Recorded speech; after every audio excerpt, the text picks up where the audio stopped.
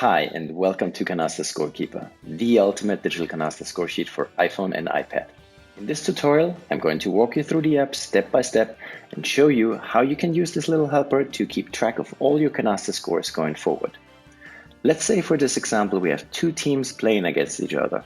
Therefore, I will use the second button on the start screen. The first thing you want to do is set up the game. Choose a name for the game and also pick names for the two teams. We'll call this game Girls Against Guys.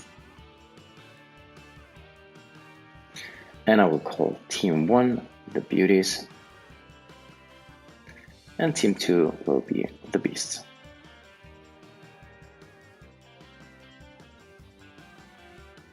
If you want, you can also select an image for each team. For this, just tap the player icons and select a photo from your library or take a selfie using the camera icon. Let me grab images from my library. So we will use this one for the ladies, apply the change, and we will use this one for the guys. You can zoom in, select, apply, and we're almost done.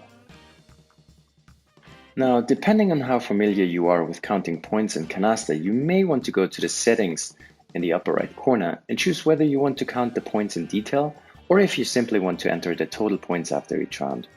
For this tutorial, let's say the guys are a bit new to Canasta, so they still struggle with the points from melds and all the cards, so we'll choose count in details for them. The ladies, however, they're Canasta pros. They simply want to put in the total score after each round. Therefore, we deselect this option here. We'll get back to the lower part of the screen later.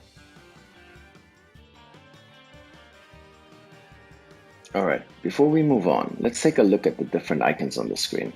This little guy up here indicates whose turn it is to shuffle and deal the cards each round. It will flip to the other team with each round. The value shown in green indicates the amount required for the first meld. And the thumb up, thumb down images simply show who's leading the game right now.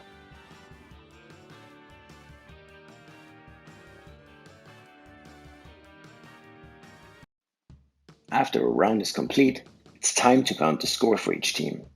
Remember that we set up our teams different in terms of how they count their scores? Therefore, the ladies will simply have to put in the score when tapping on the count points button. Of course, you can revisit the scores as long as the game is not over. This allows you, for example, to put in a base score for your Canasta and extra points first, and then go back and change the value once you've counted all the cards of your melds and what's left in your hand. When the guys tap on the Count Points button, it will open up a new screen.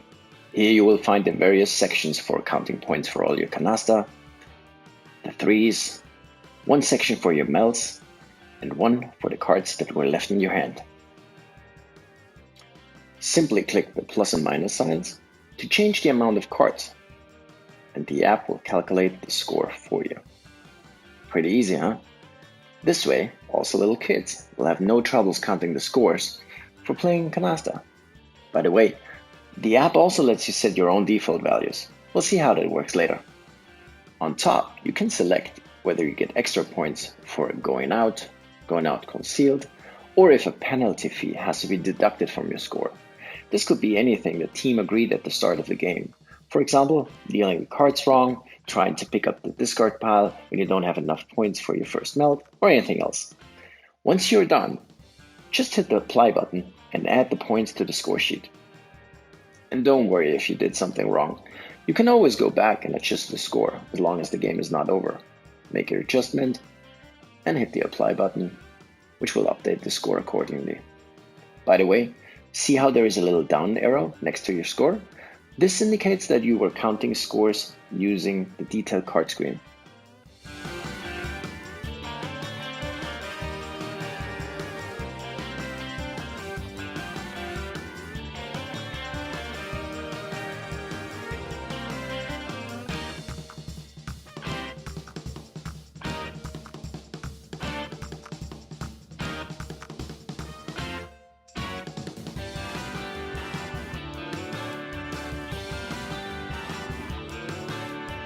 As soon as one team reaches 5,000 points, or whatever you defined as your default end score in the settings, the game is over and we have a winner. See how the winner team is showing the gold medal? By the way, in case you play for money, you can have the app calculate how much the winner team has earned. For this, just go to the settings screens and select the Play for Money option, apply the changes, and you can see how the app suggests that the beasts earned a little over $3 for this default formula we used. Okay, time for return match. Let's go back to our start screen. Of course, you can create a brand new game, entering new names for the game, the players, and maybe choosing other images. Or you can simply use the quick start for return matches. Go to our saved games by clicking on the icon in the upper right corner. This is where you can browse through all your previous matches, whether you played them until the end score was reached, or if you had to pause them in order to continue them at a later point. For ended games, you can still browse through old scores when you tap on them, but you won't be able to change anything. For open games, you just continue playing where you left the last time. In this example, let's say the ladies want to start a return match. All they have to do is slide the previous game from the left to the right side and tap on Start a Return Match. As you can see, the app uses all the information from the previous game, whether it's all the names or the information around how the teams decided to count their points. Only the order of teams was switched, so the guys are shuffling and dealing the first round of cards. If you want to delete any of your saved games, just slide from right to left and confirm the deletion. Okay, let's take a minute to see what we can do in the settings screen. The switch on the top defines whether you want the app to dim or lock the screen during their games. Unless you're running on low battery, this is a useful option because it allows you to simply put your iPhone or iPad in the middle of the table so all players can check the current score or the amount required for the first meld without unlocking the phone all the time. The second option is a language selector. The app supports 5 languages, but it should be set to your default language upon installation. The rest of the screen is reserved for default points.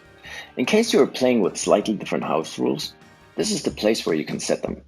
Define how much points the app should count for a natural, a mixed, or a joker canasta. How many extra points you want to give for going out or going out concealed.